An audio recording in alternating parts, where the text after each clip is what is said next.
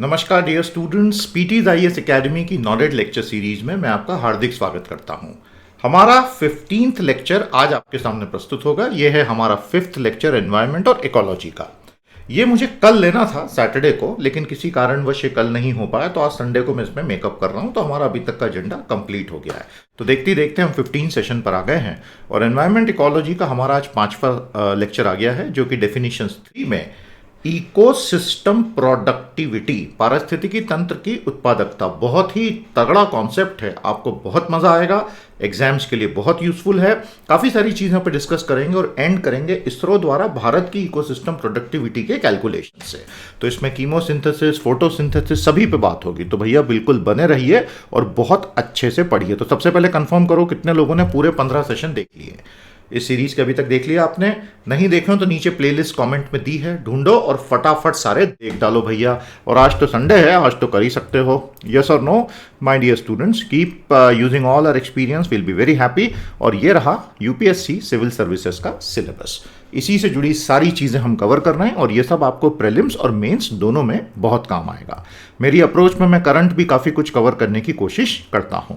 6 जुलाई से आ रहा है science and technology cracker combo course. बहुत प्यारे 4 कोर्सेज का मिश्रण है, जिसमें साइंस और टेक्नोलॉजी हमारा 25 घंटे का सेशन है। आप कोर्स है 1 महीने में कंप्लीट होगा। तो speaking the language of SNT with confidence आप इस कोर्स से कर सकते हैं। आज के आज एनरोल करें। और अगर इकोनॉमी में जरा सी भी दिक्कत है तो बिल्कुल ही रिकॉर्ड तोड़ हमारा कोर्स है, उसकी चौथी बैच आ रही है 8 जुलाई से। मिस मत कीजिएगा, दोनों कोर्सेज करने लायक हैं। साइट पे जाइए, एनरोल कीजिए। शुरू करें आज का सेशन।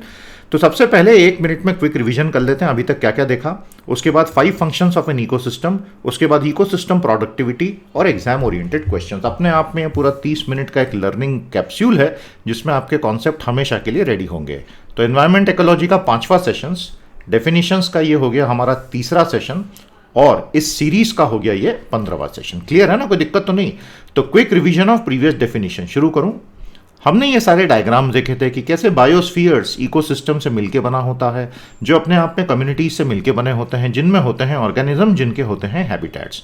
और फिर हमने बात की थी अलग अलग प्रकार के इकोसिस्टम्स की, बायोम्स की और structure of life on planet earth. तो एटम से लेके यूनिवर्स तक का ये एक फ्लो हमने देखा था।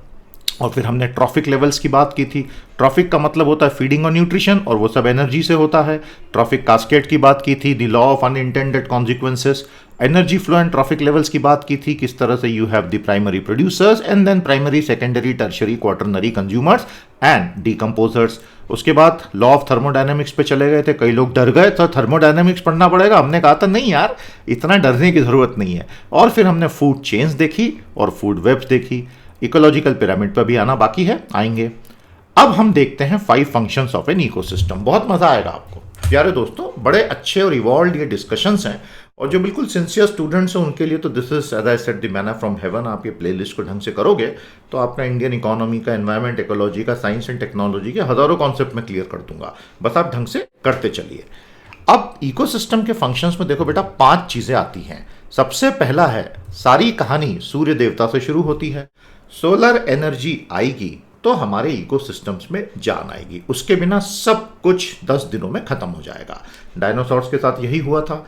जब वो इतना बड़ा मीटियोर आके जमीन पे गिरा था, चिकजुलूक क्रेटर बनाया उसने युकेटन पेनिनसुला मेक्सिको में 6.5 करोड़ साल पहले। इतना धुआं, इतना धूल, इतना सब डस्ट उठा कि अल्टीमेटली सूरज ही ढक गया। और फिर कुछ सालों में जो वेजिटेशंस की ही तबाही हो गई। तो without sun a lot can go wrong. मैंने डायनासोर्स का एग्जांपल लेके आपको एक एक्सटिंक्शन इवेंट के बारे में बताया। तो क्या आप हमें बता सकते हैं जो डायनासोर्स मरे थे उस एक्सटिंक्शन इवेंट का नाम क्या दिया जाता है? और पृथ्वी पर अभी तक के इतिहास में वैज्ञानिकों को ऐसे कितने मास एक्सटिंक्शन इवेंट्स मिले हैं जिसमें व्यापक स्तर पर विलुप्तीकरण की प्रक्रिया हो जाती है? जितने जीवित थे उनमें से 90% खत्म हो जाते हैं।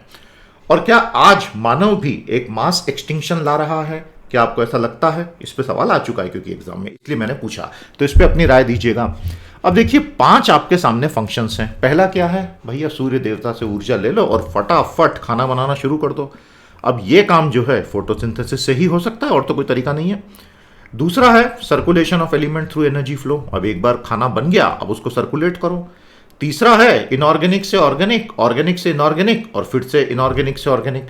तो जैसे ही आपके पास सूर्य देवता की ऊर्जा आई, आप इनऑर्गेनिक कार्बन को पकड़ के ऑर्गेनिक कार्बन बना देते हो। और उसके बाद जैसे ही प्लांट्स का रेस्पिरेशन हुआ, कंजम्पशन हुआ, वो ऑर्गेनिक कार्बन तब्दील हो जाएगा इनऑर्गेनिक कार्बन में। और जैसे ही वो फिर से इनऑर्गेनिक बना, ये साइकिल फिर से शुरू होगी, डीकंपोजर्स उसके पीछे लग जाएंगे और फिर से इनऑर्गेनिक टू ऑर्गेनिक। तो बेसिकली ये इनऑर्गेनिक से ऑर्गेनिक से इनऑर्गेनिक से ऑर्गेनिक से इनऑर्गेनिक से ऑर्गेनिक 450 करोड़ साल से यही कहानी चल रही है, एटलीस्ट जब से लाइफ है तब से। The growth and development of plants, इस पे भी बात करेंगे और फाइनली आएंगे प्रोडक्टिविटी पे, और इसमें हम भारत की प्रोडक्टिविटी भी देखेंगे। अब प्रोडक्टिविटी ऑफ इकोसिस्टम और इकोसिस्टम सर्विसेज, ये दो टर्म्स ऐसे हैं जो कुछ हद तक ह्यूमन ह्यूब्रिस को इंडिकेट करते हैं। हमने ये मान लिया है कि ये पारिस्थितिकी तंत्र, नेचुरल रिसोर्सेस कोट अनकोट, ये प्रकृति ने हमारे लिए बनाए हैं। भाई यही तो हमारा घमंड है ना कि हमारे यहाँ इतने नेचुरल रिसोर्सेस हैं। नेचर ने कोई हमारे लिए थोड़ी बनाए हैं, हम तो उसका एक छोटा सा हिस्सा है, लेकिन हमने अपने आप को उसका मालिक घोषित कर दिया। हम बोलते हैं ये हमारे रिसोर्सेस है, संसाधन है। ये हमारे रिसोर्सेस एक्चुअली नहीं है, वो तो ठीक है हम वैसा मानते हैं, वो तो प्रकृति के रिसोर्सेस हैं, एक दूसरे पे डिपेंडेंट। और इसी वजह से हम इतना इम्बैलेंस देख रहे हैं, क्योंकि उन्हें हमने अपना फॉरेस्ट हम बोलते हैं ये हमारे रिसोर्सेस हैं, नदियां हम बोलते हैं ये हमारे एक्वेटिक रिसोर्सेस हैं, हिमालय हम बोलते हैं ये हमारे सारे के सारे माउंटेन रिसोर्सेस हैं। अब इनसे हमको सर्विसेज मिलती हैं, ना तो प्रकृति ने हमारे लिए उनको बनाया और ना वो सर्विस देने के लिए बाध्य हैं, फिर भी इंसान अपने घमंड में ये सब बोल रहा है। इसी वजह से सारा का सारा बैलेंस बिगड़ता चला जा रहा है। आपको बात समझ में आई? तो कहीं ना कहीं human hubris needs to be checked, otherwise there won't be much left really to check. तो अब एक एक करके देखिए चारों, बहुत मजा आएगा आपको। सबसे पहले transformation of solar into food energy. तो कौन कौन करता है पृथ्वी पे? अब देखिए ये कौन कौन भाई लोग सामने आ गए, पहले हमने सोचा भी नहीं था। टेरेस्ट्रियल प्लांट्स के अलावा भी कोई और भाई लोग हैं जो ये सारे काम में लगे रहते हैं 24 घंटे। 24 घंटे तो नहीं, जब सूर्य चमकता है तभी। तो प्यारे दोस्तों, सोलर रेडिएशन ही पृथ्वी के सभी इकोसिस्टम्स का प्राइम एनर्जी सोर्स है। पिछली क्लासेस में बात हो गई है, लेकिन आज उससे एक लेवल आगे जा रहे हैं। ठीक है, लेक्चर्स में मजा आ रहा है ना आपको, एंजॉय कर रहे हैं? तो भैया पूरे जोश के साथ हमारे चैनल को अपने सारे साथियों से सब्सक्राइब करवाओ, एक एक लेक्चर को बराबर से देखो, दोस्तों तक पहुंचाओ और कमेंट थ्रेड में सवालों के जवाब दो। बस इतना आपको ढंग से करना है, ठीक है? तो सूर्य से आने वाली जो विकिरण है, ऊर्जा है, हमें ऊर्जा देती है। सबसे पहले पृथ्वी पर जितने भी ग्रीन प्लांट्स बने हैं पिछले करोड़ों सालों में इवॉल्व होते होते, और साथ में ये जो 5 तरीके की चीजें हैं, ये सब मिलकर उसको हीट एनर्जी को कन्वर्ट करना फिर शुरू कर देते हैं। इकोसिस्टम से प्लांट कम्युनिटीज के थ्रू ही वो बाहर आती हैं। प्लांट्स तो उस एनर्जी का एक छोटा सा हिस्सा ही अपने भोजन के लिए, शुगर बनाने के लिए काम में लाते हैं, और उस प्रोसेस का नाम है फोटोसिंथेसिस। तो जितने भी हरे हरे पौधे हैं, they transform a part of the solar energy into food energy और केमिकल एनर्जी। तो यहाँ तक सब कुछ क्लियर है। इन पे बहुत सरल सरल सवाल आ सकते हैं एग्जाम में, याद रखिएगा। केवल इकोलॉजी इकोसिस्टम्स ही आपके सिलेबस में नहीं है, बायोलॉजी भी सिविल सर्विसेज के सिलेबस में है। तो फिजिक्स, केमिस्ट्री, बायोलॉजी ये आपके जनरल साइंस के सिलेबस में, उसमें तो ये वैसे भी आता है। तो इन टॉपिक से तो बच के भागने की कोशिश करना भी निरर्थक है, 11 मुल्कों की पुलिस तुमको पकड़ ही लेगी। The green plants develop their tissues using this energy and it is stored in the primary producers at the bottom of the trophic level। अब पिछली क्लास याद करो, आपको मैंने ट्रॉफिक लेवल्स बताए थे, levels of food and nutrition seeking, और उसमें सबसे पहले लेवल पर ये होंगे। जो केमिकल एनर्जी ट्रॉफिक लेवल 1 पर स्टोर हो जाती है सेल्स में, वही हर्बीवोरस एनिमल्स के लिए खाने का काम करती है, प्राइमरी कंज्यूमर्स। फिर उनको खाते हैं सेकेंडरी, फिर उनको खाते हैं टर्शरी, फिर उनको खाते हैं क्वार्टरनरी, और फिर सबको ठीक कर देते हैं डीकंपोजर्स। अभी मैं डीकंपोजर्स पर थोड़ी देर के बाद आऊंगा। तो जब हम डीकंपोजर्स पर आएंगे तब मैं आपको एक बहुत प्यारी बात बताने वाला हूं, आपको बहुत मजा आएगा वो सुन के। जब हम डीकंपोजर्स पर आएंगे प्यारे दोस्तों, तब हम ये देखेंगे कि किस प्रकार से हम ये समझते हैं कि ultimately everything on this planet is just getting recycled. हर किसी चीज का पृथ्वी पर जो भी पदार्थ बना हुआ है, ऑर्गेनिक या इनऑर्गेनिक है, उसका पुनर्चक्रीकरण की प्रक्रिया फुल स्पीड से चल रही है। और काफी हम्बलिंग थॉट है अपने आप में। यहां तक का सब कुछ क्लियर। अब फोटोसिंथेसिस करता कौन कौन है? जितने बड़े प्लांट्स हैं वो तो हमको आंखों से दिख रहे हैं, जमीन पे खड़े हैं टेरेस्ट्रियल प्लांट्स, यानी स्थलीय वेजिटेशन जो है, ये तो आपको पता ही है सभी को, कोई दिक्कत नहीं है। लेकिन उसके अलावा आप यहाँ देख रहे हैं जितने भी ये जूसेंथेली हैं जो कि अलगे हैं।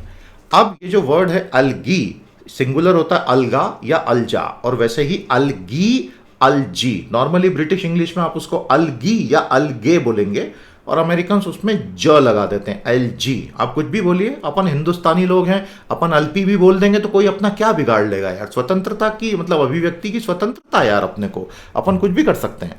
जूसेंथेले ठीक है। फिर ब्लू ग्रीन एल्जी, ये बैक्टीरिया हैं, ये भी फोटोसिंथेसिस कर रहे हैं दादा। फिर प्लैंकटन, ये भी एल्जी हैं। फिर सी ग्रास, ये तो प्लांट है। सी वीड, ये भी एक टाइप ऑफ एल्जी ही है।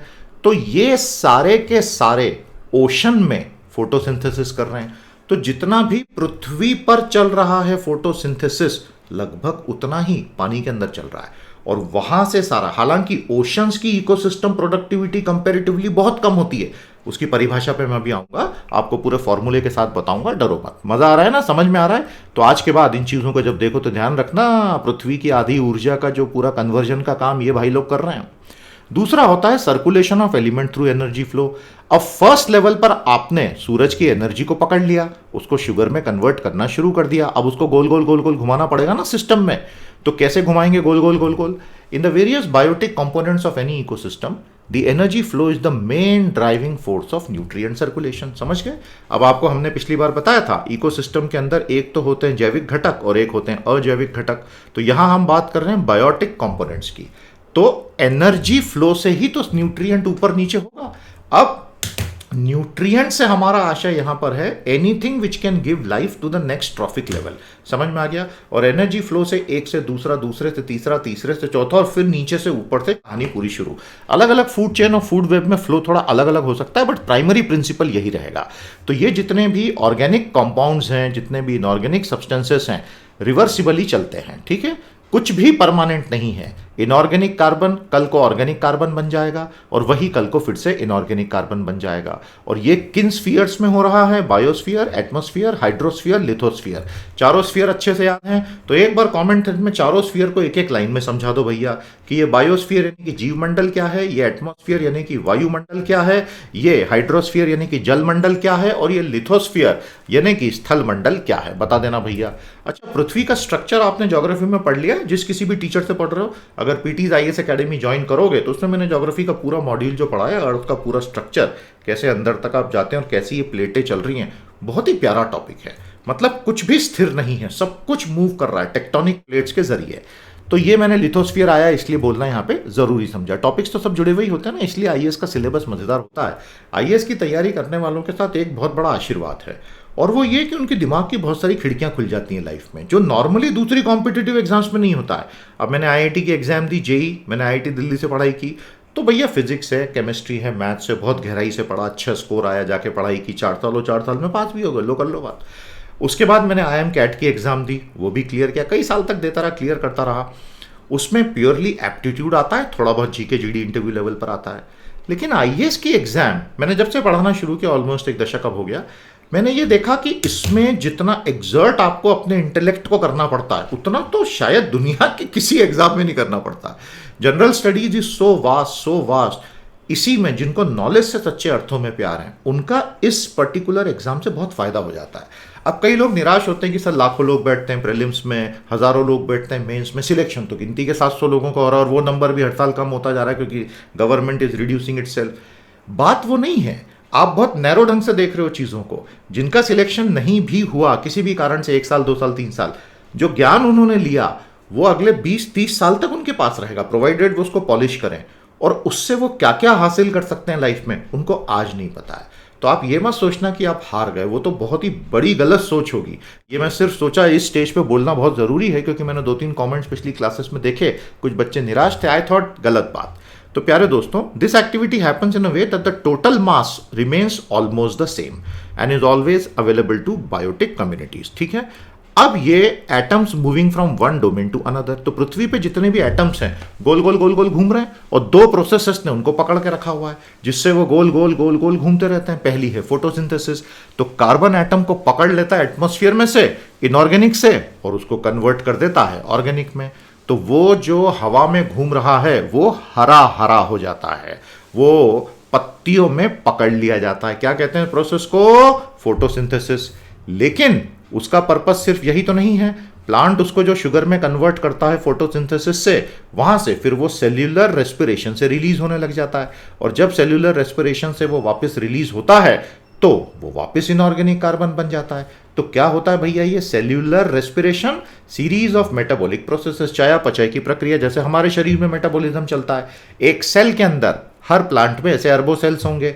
बायोकेमिकल एनर्जी की हार्वेस्टिंग होती है फ्रॉम ऑर्गेनिक सब्सटेंसेस यानी कि ग्लूकोज यानी कि शुगर, और उनको बायोमोलिक्यूल्स में स्टोर कर लेते हैं जैसे कि ATP, adenosine triphosphate, for use in the energy requiring activities. और इस पूरी प्रोसेस में बहुत कुछ रिलीज होकर बाहर निकल जाता है, और वो जो निकलता है वो आप देख रहे हैं ऑक्सीजन और बाकी की चीज़ें। तो कार्बन डाइऑक्साइड और वाटर के इस्तेमाल करके जो कुछ बना, फाइनली ऑक्सीजन और दूसरे शुगर्स के माध्यम से वो चीज़ बाहर भी निकल आती है। ठीक है, अब जितने भी बायोलॉजी वाले हैं उनके चेहरे पे एक मुस्कान है, क्योंकि ये सब आपको बहुत अच्छे से पता है। The conversion of elements into inorganic flow. अब प्यारे दोस्तों, आप देखेंगे इकोसिस्टम का जो पूरा का पूरा स्ट्रक्चर है वो आपके सामने, इसको अच्छे से दिमाग में बिठा लो, नोटबुक में बना लो। तो एबायोटिक, क्लाइमेटिक और एडेफिक, और biotic, producers, consumers, decomposers, autotrophs, trophic level, autotroph यानी जो खुद का खाना बना पाए। ये शब्द समझ में आ गया ना, इसको एटिमोलॉजी कहते हैं, यानी शब्दों के रूट से शब्दों को समझना। ऑटो यानी स्वयं, और ट्रॉफिक यानी न्यूट्रिशन, तो जो खुद का न्यूट्रिशन बना ले। तो ये सारे हमारे फोटोसिंथेसिस वाले लोग और कीमोसिंथेसिस वाले लोग, अभी कीमोसिंथेसिस में मैं आ रहा हूँ।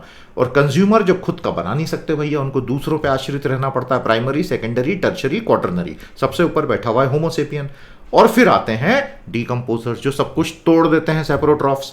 तो प्यारे दोस्तों, जो conversion of elements into inorganic flow हो रहा है, अब सारे के सारे ऑर्गेनिक एलिमेंट्स इन तरीकों से बाहर निकलते हैं। सारे जितने भी पौधे हैं, पेड़ हैं, उनकी पत्तियां टूट टूट के नीचे गिरेंगी और डेड प्लांट्स हो जाएंगी, और एनिमल्स होंगी। तो ये सारे मर के गिरेंगे, तो डीकम्पोजर्स उनको पकड़ के सॉल्यूबल इनऑर्गेनिक फॉर्म में कन्वर्ट कर देंगे। डीकम्पोजर्स के बिना क्या होता है इस पृथ्वी का, और ये है हमारे डीकम्पोजर्स। तो अभी हम इनकी बात कर रहे हैं, ध्यान रखिएगा, ठीक है। तो ये डीकम्पोजर्स जो होते हैं वो मरे हुए पशु, पक्षी, प्राणियों को डीकम्पोज करने का काम करते हैं। बर्निंग ऑफ वेजिटेशन, तो किसी भी कारण से प्रकृति में आग लगती है, इंसान आग लगाता है, कई लोगों के तो दिलों में भी आग जलती रहती है पूरे समय। तो burning of vegetation by lighting, accidental forest fire, deliberate actions of man. Forest fires Bharat के लिए एक बहुत बड़ा समस्या ग्लोबल वार्मिंग की वजह से भी बनती जा रही है, दुनिया भर में है, और नेचुरल रीजन से भी होती है। जलने के बाद जो पोर्शन होता है ऑर्गेनिक मैटर का, एटमॉस्फेयर में निकल जाता है, और फिर वो वापस नीचे आता है बारिश जब होती है तब। Then they become soluble inorganic form of element to join soil storage. Some portion in the form of ashes are decompose by bacterial activity. मतलब सतत 24 घंटे काम चलता रहता है, लेकिन उनमें से कोई भी ये नहीं बोलता कि मैं काम कर रहा हूं या आवाज करता है, बिल्कुल साइलेंटली चलता रहता है। तो पशु पक्षी जितना भी वेस्ट मटेरियल रिलीज करते हैं, ह्यूमंस भी, वो सब बैक्टीरिया फाइनली डीकम्पोज करके सॉल्युबल इनऑर्गेनिक फॉर्म में सॉइल स्टोरेज में पहुंचा देते हैं। तो प्यारे दोस्तों, सॉइल स्टोरेज की बात हुई, इसलिए फटाफट देखिए सॉइल फूड वेब।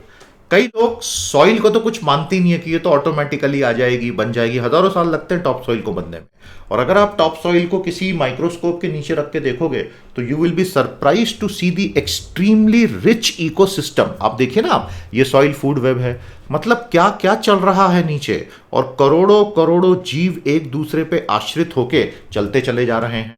तो हर बार जब हम देखते हैं कि भाई, जब भी बार आप कभी सॉइल की तरफ देखें तो ये सोचिएगा that there is a plethora of activity happening which is invisible to the eyes of the man but it is still happening there। और हमारा तो पूरा जीवन इसी पे, ये सारे के सारे पौधे उगते कैसे हैं, अभी आगे हम एक बहुत अच्छा कोटेशन देखने वाले हैं, आपको मजा आएगा। 1 मिनट रुकिएगा, अभी आ रहे हैं उसके ऊपर। प्यारे दोस्तों, तो ये समझ में आ गया conversion of elements into organic flow, और ये स्ट्रक्चर याद रहेगा इकोसिस्टम का।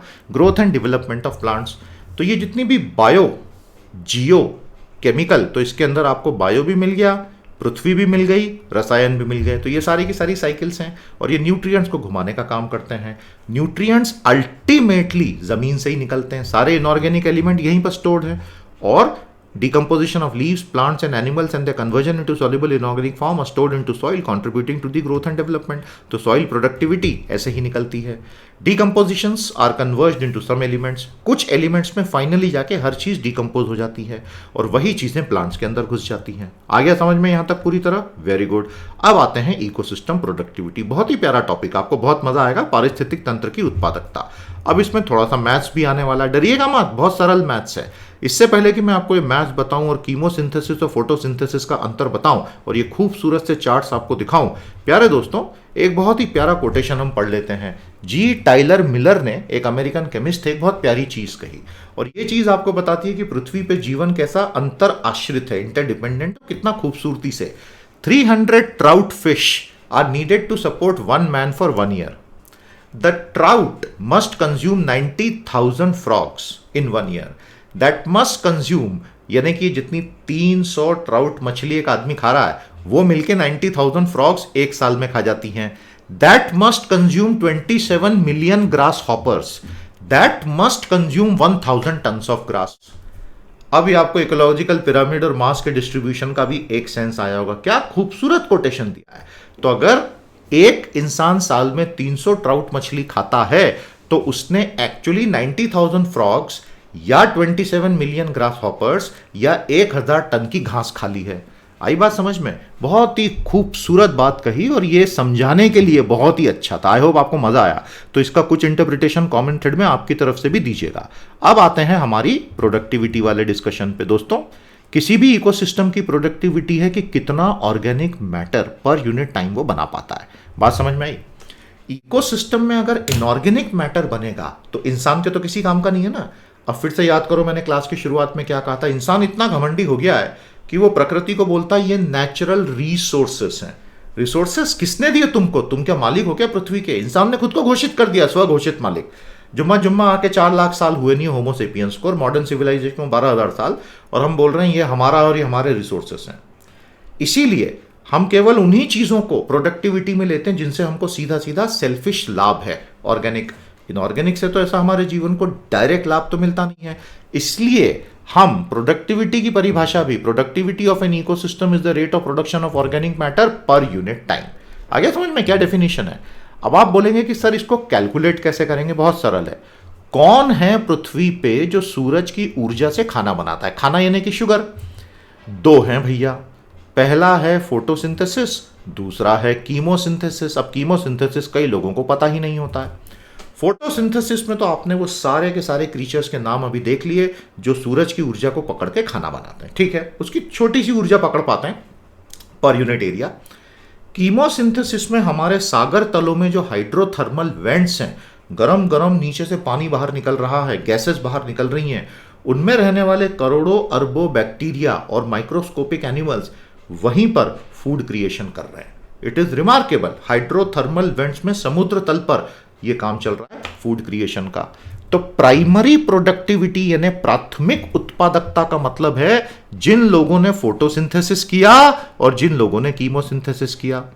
फोटोसिंथेसिस में हमने क्या किया? सूरज की लाइट एनर्जी को इनऑर्गेनिक कार्बन में तब्दील कर दिया, इनऑर्गेनिक कार्बन को ऑर्गेनिक में तब्दील कर दिया सूरज की लाइट की मदद से, लाइट एनर्जी की मदद से। और ये कौन कौन करते हैं? जितने भी स्थलीय वनस्पति, टेरेस्ट्रियल प्लांट, सीवीड, फाइटोप्लैंक्टन, ब्रूगीन, एल्जी, जूसेंथेले। कीमोसिंथेसिस कौन करता है? वो करोड़ों अरबों माइक्रोब्स जो अपना खाना बनाते हैं, शुगर बनाते हैं, केमिकल रिएक्शंस को कंडक्ट करके। बात समझ में आया? तो जो हाइड्रोथर्मल वेंट्स में केमिकल रिएक्शन चल रही हैं ये हमारे समुद्र तलों पर, उनमें ये माइक्रोब कैटलिस्ट का काम करते हैं, उनको मीडिएट करते हैं, और वो करते करते वो अपनी शुगर बना के निकल जाते हैं। बात समझ में आई आपको? So chemosynthesis is the process by which microbes create energy by mediating chemical reaction. वहां पर भी वही खेल चल रहा है, inorganic carbon turned into organic carbon. ये ध्यान रहेगा ना, मतलब खाना तो वैसे ही बनेगा ना, उसके बिना कैसे होगा? और ये हाइड्रोथर्मल वेंट बैक्टीरिया करते हैं। तो पृथ्वी की नेट प्राइमरी प्रोडक्टिविटी या किसी भी इकोसिस्टम की कैसे कैलकुलेट करोगे बेटा? NP, gross productivity minus respiration. Gross productivity क्या है? जो इन सब ने किया, जो इन्होंने ऑटोट्रॉफ ने बनाया फोटोसिंथेसिस से, कीमोसिंथेसिस से। आर क्या है? Rate of respiration. अब ये ऑर्गेनिक मैटर आगे कंज्यूम हो जाता है ना, और फिर से इनऑर्गेनिक। तो जितना फोटोसिंथेसिस से ऑर्गेनिक बना और कीमोसिंथेसिस से ऑर्गेनिक बना, उसका बहुत बड़ा हिस्सा इनऑर्गेनिक में तब्दील हो गया। वो माइनस कर दो रेस्पिरेशन, तो GP minus R is your net productivity. तो जो आपकी शुद्ध उत्पादकता है वो सकल उत्पादकता माइनस रेस्पिरेशन। फॉर्मूला क्लियर है ना? कठिन तो नहीं है। तो ये जो है हाइड्रोथर्मल वेंट्स कैसे काम करते हैं, खतरनाक चीजें चल रही हैं जो हमें पता ही नहीं है क्योंकि आंखों से दिखता नहीं है। और ये उसकी इक्वेशंस हैं, और ये हमारे प्यारे जी टाइलर मिलर। तो ये 2 इक्वेशन थोड़ी ध्यान से देखना, मैंने कंपैरिजन दे दिया कीमो और फोटोसिंथेसिस का। बहुत प्यारा ये कंपैरिजन, अभी पढ़ा चुका हूं इसलिए ये अभी फिर से पढ़ाने की जरूरत नहीं है। ये 4 इनके अंतर होते हैं, ध्यान से देख लेना। ये पूरा पूरा सिलेबस में है। हाँ, फोटोसिंथेटिक जितने भी जीव होते हैं, पशु पक्षी जो भी होंगे, वो they use solar energy to turn CO2 and water into sugar and oxygen. Carbon dioxide को पकड़ा, पानी को पकड़ा, उसको तब्दील कर दिया शक्कर में और ऑक्सीजन में। यह है पूरी पृथ्वी पर केवल एक फोटोसिंथेसिस की इक्वेशन चलती है और वो ये है, याद रखना। लेकिन कीमोसिंथेसिस बहुत अलग अलग तरीकों से हो सकता है। वो सब अल्टीमेटली जो जमीन से एनर्जी निकल कर आ रही है हमारे कोर में से पृथ्वी के, अल्टीमेटली उसी पे केमिकल रिएक्शन में हिस्सा बन के अपनी अपनी शुगर बना के निकल जाते हैं और सबकी इक्वेशंस अलग अलग हो सकती है। एक इक्वेशन आपके सामने है, देख रहे हो ना, हाइड्रोजन सल्फाइड और कार्बन डाइऑक्साइड को ये पकड़ के ऑक्सीडाइज कर देते हैं और उसमें से दूसरी तरफ CH2O बाहर आ जाता है। कार्बोहाइड्रेट का जनरल फॉर्मूला है CH2O, समझ गए? तो ये जो CH2O दिख रहा है ultimately carbohydrate will be CH2N और साथ में सल्फर आएगा और पानी आएगा। ये दो इक्वेशंस थोड़ी सी ध्यान से देख लेना। तो ये है पृथ्वी की कहानी। देख लो एक बार, inorganic turn to organic, organic turn to inorganic, final amount of organic. तो ग्रॉस प्रोडक्टिविटी क्या होगी बेटा? सकल उत्पादकता। जितने भी लोगों ने फोटोसिंथेसिस किया, सर लोग थोड़ी फोटोसिंथेसिस करते हैं, अरे प्लांट्स को भी लोग बोल दो यार, उनमें भी जीवन है, वो बना ही रहा है ना खाना आपके लिए, तो जीवन तो उनमें भी है। तो उस लॉजिक से तो वेजिटेरियंस ने भी अभी कभी खाना त्याग देना चाहिए भैया। Just a joke. Chemosynthesis, chemosynthesis से भी सारी ऊर्जा बनी और ये जितना भी कन्वर्जन का प्रोसेस हुआ इनऑर्गेनिक से ऑर्गेनिक कार्बन, ये समुद्र के तल में हुआ। यहां से फिर रेस्पिरेशन में लॉसेस शुरू हो गए और फिर आगे कंज्यूमर्स ने ऑर्गेनिक को इनऑर्गेनिक में तब्दील करवा दिया डीकंपोजर्स की मदद से। तो जो बचा वो आपकी नेट प्रोडक्टिविटी। मैं उम्मीद करता हूं आपको इन चार्ट से, इन कॉन्सेप्ट से फायदा हो रहा है। हर एग्जाम में काम आएगा, स्कूल वालों के लिए भी बड़ा काम का है, इसलिए ध्यान से पढ़ लेना। अब आपने पिछली क्लास में मेरे साथ एक चित्र देखा था कि ये अलग अलग इकोसिस्टम्स हैं, सबकी अपनी अपनी प्रोडक्टिविटी अलग अलग है और वो वैज्ञानिकों ने कैलकुलेट कर लिया। आपको मजा आ जाएगा इस चार्ट में। देखिए पृथ्वी के सरफेस एरिया का कितना हिस्सा किसने पकड़ रखा है, what percentage of the earth surface area is held by what. खुले सागर 65%, continental shelf 5.2%, extreme deserts rock sands ice 4.7%। आप देख रहे हो ना, डेजर्ट एंड सेमी डेजर्ट 3.5% पृथ्वी के एरिया का। ट्रॉपिकल रेन फॉरेस्ट, तो हम यहां उष्णकटिबंधीय वर्षा वन की बात कर रहे हैं, 3.3%, ये जमीन का हिस्सा है। लेकिन इनकी जो औसत प्राइमरी प्रोडक्टिविटी है वो देखो आप, ट्रॉपिकल रेन फॉरेस्ट की ग्राम पर स्क्वायर मीटर पर ईयर, ये सबसे आगे है, ऑलमोस्ट 2200 ग्राम सबसे आगे दे रहा है। उसी तरह नीचे आप देखेंगे एल्गल बेड्स एंड रीफ पृथ्वी का 0.1% है। प्रोडक्टिविटी देखो भाई लोगों की, ओशन में 2500 ग्राम प्रति स्क्वायर मीटर प्रति वर्ष। तो पृथ्वी पे 4 सबसे ज्यादा इनऑर्गेनिक को ऑर्गेनिक में तब्दील वाले लोग कौन हैं? Algal beds and reef, tropical rain forest, swamps and marshes हैं केवल 0.4% एरिया वाइज, और यहां देखो क्या कमाल कर रखा है 2000। और चौथा हो गया आपका ट्रॉपिकल सीजनल फॉरेस्ट, यहां है 1.5%, और यहां ये बना रहा है भैया जो हमारा है 1600 ग्राम प्रति स्क्वायर मीटर पर ईयर। आपको बात समझ में आ गई? तो ऐसे वैज्ञानिकों ने हर किसी की प्रोडक्टिविटी, तो इंसान नेचुरली इनसे मैक्सिमम एक्सट्रैक्ट करने के चक्कर में लगा हुआ है, तो ये बर्बाद हो जाएंगे, ये बैलेंस टूटेगा, तो वो आप जानते ही है ना, मैंने आपसे कहा टिपिंग पॉइंट आ जाएगा। तो एक बार फिर से डिफाइन करो टिपिंग पॉइंट क्या। बहुत अच्छी किताब भी लिखी थी, पढ़ना अगर मौका मिले तो। और फिर हम आगे देखेंगे कि पारिस्थितिक तंत्र में ऐसा नहीं होता कि आज 10 लाख पेड़ काट दिए और कल 10 लाख बो दिए तो सब बैलेंस हो गया। ये तो बचकानी सोच है। जो 10 लाख बड़े पेड़ आपने काटे, एक बड़ा पेड़ जो होता है ना, कभी उसकी तरफ ध्यान से देखना 1 घंटा, अपने आप में पूरा प्लेनेट होता है। एक बड़ा बरगद का पेड़ या पीपल का पेड़ या कोई भी आप देखो, यू विल बी सरप्राइज, वो तो पूरा सेल्फ कंटेन्ड इकोसिस्टम में करोड़ों जीव उसके ऊपर आश्रित हैं, माइक्रोस्कोपिक एंड मैक्रोस्कोपिक। और जब उसको काट दिया जाता है और बोलते हैं हमने यहां 500 प्लांट लगा दिए, उनको उस लेवल पे आने में अभी 10 साल लगेंगे, तब तक तो पृथ्वी का बहुत। तो इसलिए बड़े पेड़ों को काटना और पैरेलल में 1 लाख पेड़ लगाना, it is an absolutely foolish idea in the short term. Long run में वो उसको बैलेंस करेंगे, लॉन्ग रन का समय शायद मानवता के पास बचा नहीं है ना। पॉइंट यही तो है, यही तो है। तो क्या भारत में भी किसी ने असेसमेंट किया है? इसरो ने किया है, एनआरएससी ने, और ये पूरा का पूरा Carnegie Ames Stanford approach CASA से किया जाता है, और उसमें भारत के अलग अलग इकोसिस्टम की कलर कोडिंग की हुई है, और ये पूरा नेट प्राइमरी प्रोडक्टिविटी ढूंढ के निकाली गई है भारत की। ये एक अप्रॉक्सीमेट मेथड है, लेकिन फिर भी तो भारत पे भी ये सब कुछ किया गया और ये निकाला गया है। मजा आया आज के लेक्चर में? अब आज के एग्जाम ओरिएंटेड क्वेश्चंस आपको दे रहा हूं। क्वेश्चन 1, क्वेश्चन 2, क्वेश्चन 3, तीनों के आंसर निकालो। टफ क्वेश्चंस हैं, एग्जाम में बहुत फायदा होगा। हर लेक्चर में 3 क्वेश्चन दे रहा हूं, तो अभी तक 15 लेक्चर में आपको 45 टॉप क्वालिटी क्वेश्चन में दे चुका हूं। ढंग से करना और उत्तर देते चलो। जब तक तुम उत्तर दोगे तब तक हम ये क्वेश्चंस लाते रहेंगे। समझ में आ गया? ये तो वो गब्बर सिंह वाला डायलॉग हो गया, जब तक तेरे पैर चलेंगे इसकी सांस चलेगी। अरे अरे अरे अरे, वैसे गब्बर सिंह बहुत बड़ा फिलोसोफर था भाई साहब, मैं आपको बता रहा हूँ। तो प्यारे दोस्तों, ये आज का सब्जेक्टिव क्वेश्चन है। Explain how the productivity assessment of environments and ecosystems can be attempted. What conservation lessons can be drawn from such assessments. Explain with special focus on India. तो ये बहुत प्यारा सवाल है, कोशिश कीजिएगा इनके उत्तर भी कमेंट थ्रेड में दें। अगर आपको हमारा एफर्ट अच्छा लग रहा है, कंट्रीब्यूट जरूर कीजिएगा। लिंक को आप क्लिक करके ओपन कर सकते हैं। हर लेक्चर का हम आपको पीडीएफ देते हैं। पीडीएफ एक्टिवेट होने में कभी कभी 2-4 घंटे का समय लग सकता है, घबराइएगा मत, सारे के सारे एक्टिवेट फाइनली होंगे। कभी गलती से लिंक गलत हो जाए हमें आप बता दीजिएगा। तो आज का लेक्चर अब यहीं पे समाप्त करते हैं। कल से फिर से रेगुलर साइकिल शुरू होगी। कल हम इंडियन इकोनॉमी लाएंगे। बोलो बेटा क्या पढ़ना है इंडियन इकोनॉमी में, सिलेबस में से बताना, बराबर आपको पढ़ाएंगे। और दोस्तों, पूरी की पूरी सीरीज अच्छे से पढ़ लो। याद रखना 6 जुलाई से आ रहा है साइंस एंड टेक्नोलॉजी क्रैकर और कॉम्बो, और 8 जुलाई से आ रहा है इकोनॉमी क्रैकर और इकोनॉमी क्रैकर कॉम्बो। हमारी पीटी की साइट पर होगा, pteducation.com पे। आज क्या जानकारी लें और एनरोल करें। मेरी तरफ से आज इतना ही। अब मैं कल आपसे भेंट करूंगा 16th लेक्चर में। नमस्कार, जय हिंद।